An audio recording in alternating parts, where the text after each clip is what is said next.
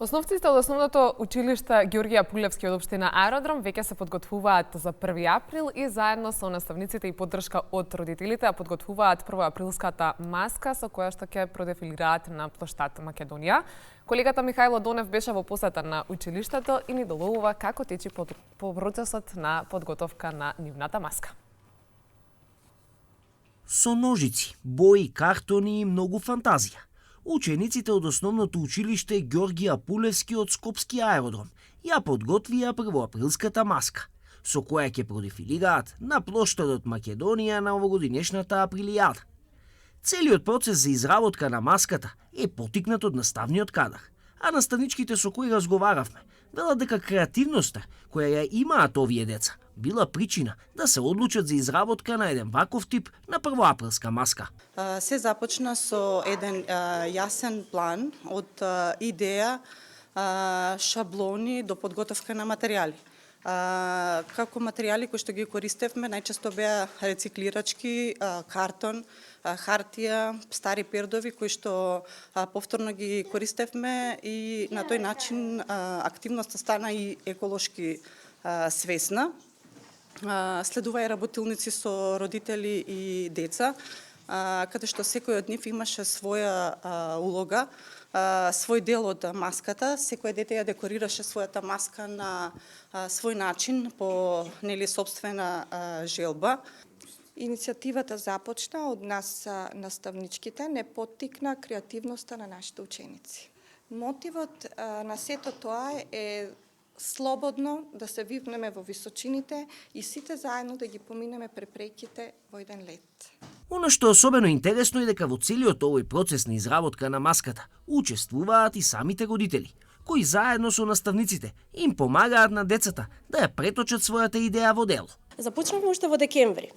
Тогаш размислувавме и ја биравме идејата што ќе правиме како маска и уште веднаш во таа фаза се јави и првиот предизвик. Всушност беше предизвикот каква маска да избереме за да можеме да го вклучиме целиот клас, односно да нема никој исклучен, да бидат сите вклучени, а при тоа маската да носи некаква порака. Порака за сите деца, меѓутоа порака и за нас родителите, порака за наставниците и порака за целата заедница.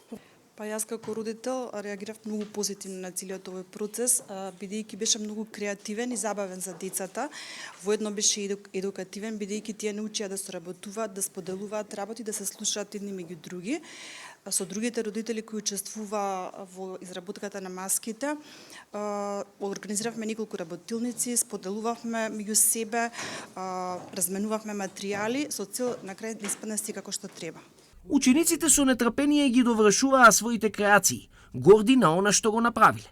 Во училниците се чувствуваше посебна енергија, исполнета со детска искреност и желба за игра, а ги прашавме и најмалите, што е она што им било неинтересно додека ја изработувале маската.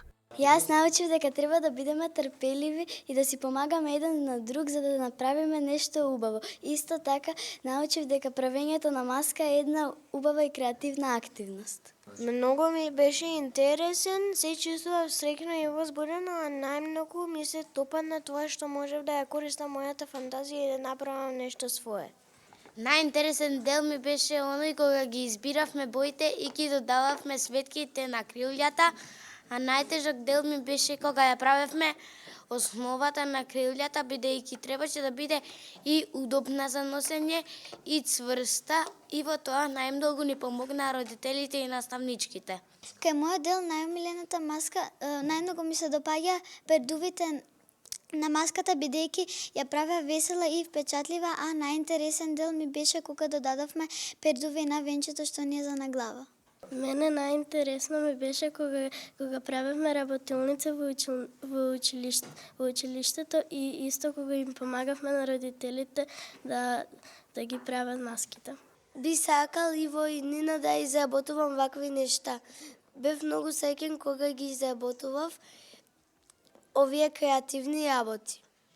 А можеби и ќе изработувам нешто ново и поразлично. За да направиме нешто, за да изработиме нешто убаво, треба да имаме трпение и да си помагаме едни на други. Некој од нас беше подобар во сечење, а некој во лепење.